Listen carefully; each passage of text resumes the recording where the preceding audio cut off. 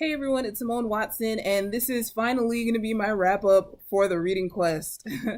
so, I couldn't do this wrap up immediately after the Reading Quest ended because, I was still out of town because of the hurricane. And then I thought about waiting until I finished all of the books that I had started during the Reading Quest, and then I was like, well, that could be a while. So I'm gonna wrap up now, and then once I finish those books, I'll tell you what I think of those books that I haven't finished. Okay. So, I completed the Rogue Quest, the Rogue Path in the Reading Quest.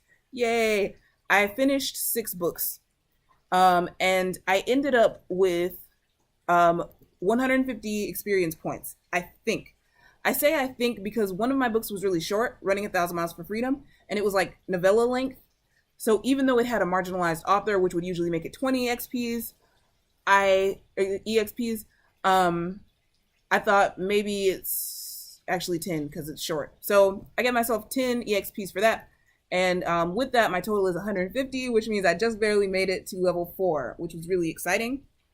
Um, 50 of those points are for finishing the path. And then I finished 6 books. 3 of those books were worth 10 EXPs each, and 3 of them were worth 20 EXPs each. Plus, I started with 10 EXPs. As for health points, I started with 10, and I'm not sure whether I'm supposed to count the health points because those are for the number of pages. I'm not sure if I'm supposed to count the health points in books that I didn't finish. So I have 2 different totals depending on which one that's supposed to be. So for all the books that I finished, for Running a Thousand Miles for Freedom, that was for the challenge of a book published by a small press. I earned 6 health points. For We Own the Night by Running a Thousand Miles for Freedom was by William and Ellen Craft. For We Own the Night by Ashley Poston, I earned 19 health points.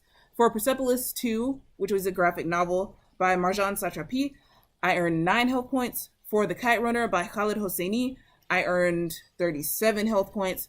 For Allegedly by Tiffany D. Jackson, 38 health points. For The Boy in the Black Suit by Jason Reynolds, 25 health points.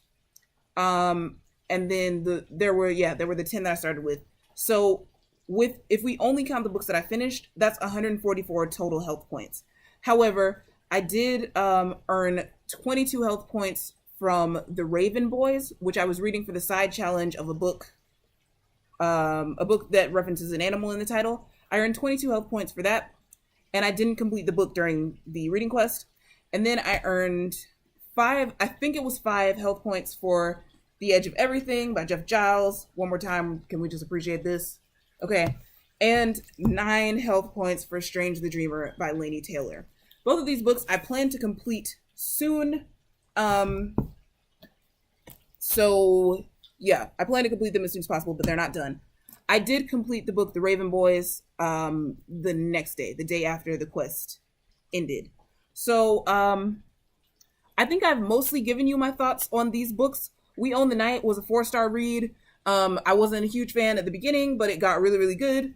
Persepolis 2 by Marjan Satrapi, that was a 4-star read. I don't know if I mentioned that was for the side quest of a graphic novel. But yeah, Persepolis 2 was pretty good.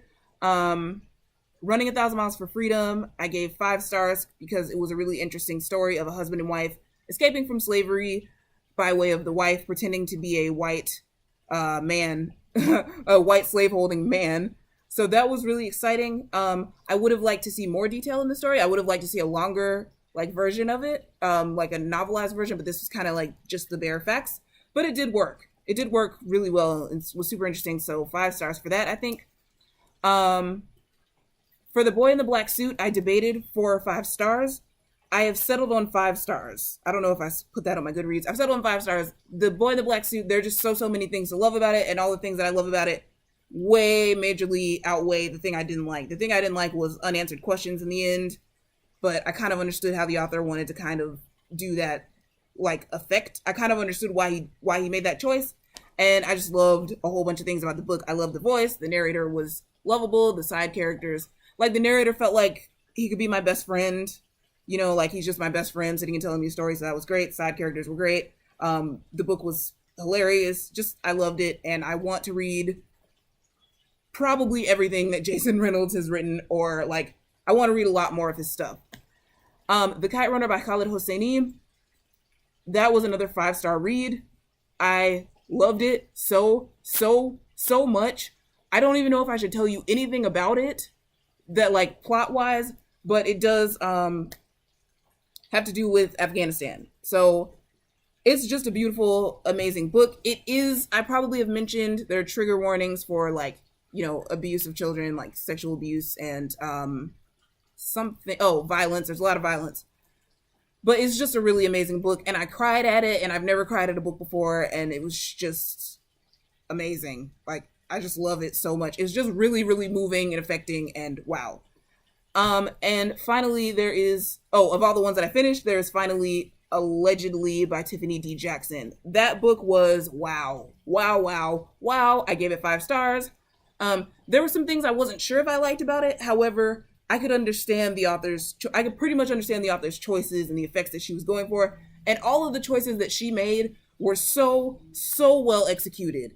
Like, it was just wow. Like, I don't even know how else to describe it. I do think Allegedly is one that I don't want to give you too much information about, plot wise, but yeah, like, you probably have seen me mention in other videos that it was just so, I did a review for it. So yeah, it was just like, it was started off kind of slow paced, so it got faster and faster paced, and it was like a page turner, and just, yeah, it was so interesting. And she manages to have it be like a thriller, like kind of like nail biting, but also have it be dramatic and make you really think. And that is something that I very much appreciated about that book. And the book that was like the last one I started, I didn't finish it during the reading quest, but it was The Raven Boys by Maggie Stiefvater. I have super mixed feelings about this book because I really liked the beginning and middle. And I really didn't like the last couple of chapters. Like, I really didn't like that part. So I think I will do a review of that book because my feelings were just so strong about it and like out there. And yeah, I'm still not done with Strange the Dreamer and The Edge of Everything, but both of those I have enjoyed so far. I probably have mentioned to you guys that The Edge of Everything is a book that the type of stuff that's in it is stuff I wouldn't expect to like.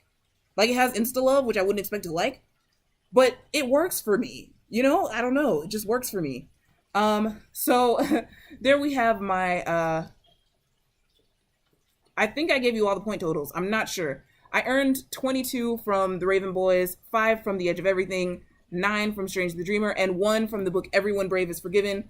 I only read like 14 pages or something of Everyone Brave is Forgiven, and then I was debating whether to DNF it because the way it referenced like Black people was kind of uncomfortable for me. I wasn't sure whether, like, it was just uncomfortable. And I was going to give the book a second chance, but then I just didn't feel like picking it back up. So I was like, okay, I won't. And so if you count the health points from those books, I ended up with 181. So yeah, 181 points.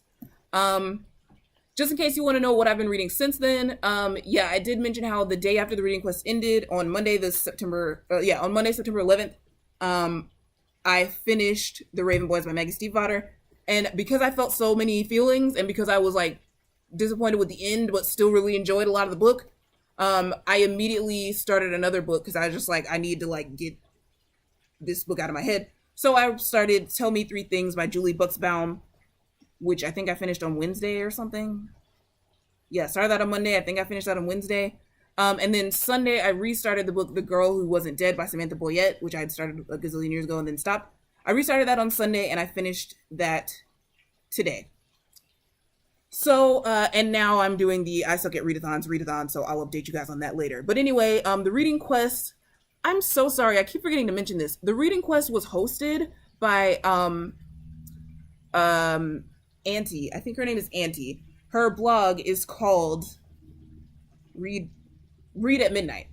Her blog's called Read at Midnight. Her name is Auntie. Thank you so much, Auntie, for hosting this, and I really hope I didn't mispronounce your name. If so, I'm so sorry. And the art for the reading quest was done by CW from the blog Read, Think, Ponder. So that's really awesome. And I had so much fun. I think that this is like an amazing idea, and hopefully it'll happen again next year. So thank you guys for watching, and I'll see you tomorrow. Bye.